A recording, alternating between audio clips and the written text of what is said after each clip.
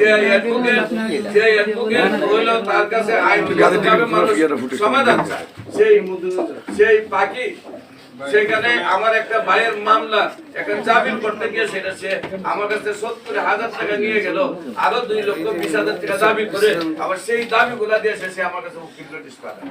এবং এই উকিল নোটিশটার মধ্যে না হইলো 50টা ভুল রয়েছে। কি ধরনের অ্যাডভোকেট হইলে এই এক পৃষ্ঠার মধ্যে 50টা ভুল করতে পারে? এইসব ব্যক্তিরা সমাজের কাছে সমাজ জিম্মি হয়ে যাচ্ছে। তাই আপনাদেরকে বলবো তাদের বিরুদ্ধে আপনারা সাংবাদিক ভাইদের, কারণ আপনাদের সমাজের সবচেয়ে বড় বিবেক, আপনাদের মাধ্যমে সবকিছু উত্থান হয়, সবকিছু পতন হয়। আপনাদের সমাজের মধ্যে সবকিছু সুন্দরভাবে তুলে ধরলে মানুষের সেই সমাজগুলো সুন্দরভাবে চলতে পারে। এই বিষয়গুলো আপনাদের সামনে তুলে ধরলাম। আমার আর কিছু বলার নেই। আমি শুধু এই প্রতারকদের কাছ থেকে আমি মুক্তি চাই এবং এই দেশের মানুষও যেন এই প্রতারকদের হাত থেকে মুক্তি পায়, এরা যেন কারোর সাথে প্রতারণা না করতে পারে, সেই দাবিটুকু আপনাদের কাছে করে আমি বিদায় নিচ্ছি। আর যদি কিছু বলার থাকে আপনারা আপনার প্রশ্ন করতে। মামলা আপনার দায়িত্ব, আপনার সাথে জামিন করতে গিয়ে আমার ভাইয়ের দ্বিতীয় কথা হলো যে সাংবাদিকের নামে আপনি যে বাবুর নাম পড়ানো, সে বাবু দীর্ঘদিন আপনার সাথে এখানে দেখছি আপনার সাথে আপনার প্রোগ্রামে দায়িত্ব পালন করছে। সেই বাবুর নামে আপনি যখন এই যে প্রতারণা অভিযোগ করছেন, সেই বাবুর বিরুদ্ধে আইনগত কোনো ব্যবস্থা নিয়েছেন কিনা?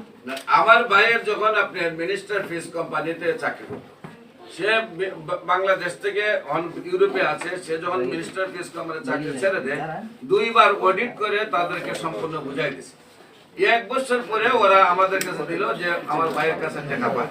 পরে আমি খোঁজ নিয়ে দেখলাম যে আমার ভাই তো প্রধান কথা, আমি অফিসে যাই, অফিসে গিয়ে দেখলাম যে না, ডকুমেন্টস গুলো ঠিক আছে, সবগুলো পেপারস নিয়ে আমি হেড অফিসে যোগাযোগ করছি। যোগাযোগ করলাম যে আমার ভাই 2বার অডিট দিল, তারপরে সম্পূর্ণ বুঝিয়ে নিলেন, এরপরে আপনার মামলা দিলেন কেন? এবং আমার আরেক ছোট ভাই তার উপরেও মামলা দিয়েছে 8-9 লক্ষ টাকা। আপনারা জানেন একটা ফিস কোম্পানি, আপনার কথা বললে তো সবাই ডিস্টার্ব হয়, একজনের সুবিধা তো সবাই ডিস্টার্ব করে, আপনারা নীরবতা পালন করার কথা। একজন ফিস কোম্পানি সর্বোচ্চ একটা ফিস দেয়, একটা এসি দেয়, সেইখানে 8-9 লক্ষ টাকা কি দিয়েছেন আপনি? আমি পরবর্তীতে খবর নিয়ে দেখি প্রত্যেকটা ব্রাঞ্চের ম্যানেজারকে এরা বলছেন সালমান এফ রহমানের ভয় দেখাইয়া সেটা 20 লাখ 30 লাখ টাকা মামলা দেওয়া। ম্যানেজার সাহেব একটা সম্পর্ক পরিবার থেকে আসে, জেলের বয়ে মামলার মধ্যে ওই সালমান এফ রহমানের এই সিন্ডিকেটের মধ্যে 20 লাখ 30 লাখ টাকা দিয়ে যাচ্ছে। আল্লাহ কি অশেষ মেহেরবান। আমিও যখন ওই সমস্যা হইলো, আমার সালমান এফ রহমান দিয়ে আমার ট্রেনটা হইলো, পরবর্তীতে আল্লাহ তাদের পতন দিয়ে দিল, আমি বেঁচে গেলাম। নাহলে আমার মনে হয় টাকা 20 লাখ দিয়ে আসতো, নাহলে আমার থানা পুলিশে বলে যে সালমান এফ রহমান ভাই এখানে আর কোনো কথা নাই, এখানে আপনাকে জবাই যদি করে টাকা জবাই হয়ে যান, না হলে কিন্তু করে অসুবিধা হবে, আমরা কোনো তার বিরুদ্ধে অ্যাকশন নিতে পারবো না।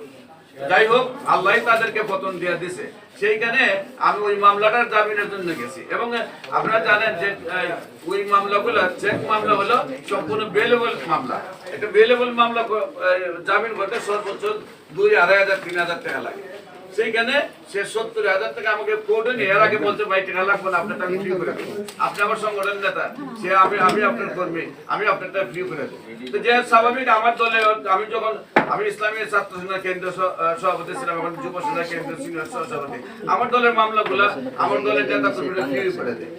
তো আমি তো এখানে আমার সংগঠন করি, আমার একজন অ্যাডভোকেট আমার মামলাটা ফ্রি করতে পারে, বলতে ভাই আপনারটা আমি ফ্রি করে দেবো, কিন্তু আমার বাইরে কোর্টে নিয়ে সেটা সে বলতে এই পর্যন্ত আপনি টাকা না দেন তাহলে আপনার ভাই অ্যারেস্ট হয়ে যাবে। পরবর্তীতে আমি চিন্তা করলাম যে এখন যদি কোর্টের মধ্যে আমার ভাইটাকে একটা যদি ইউনিয়ন সচিব তারা যদি আটক করে, তার চাকরি লেগে সমস্যা, বস আমি ওই টাকাটা তারা দিতে বাধ্য হয়েছি।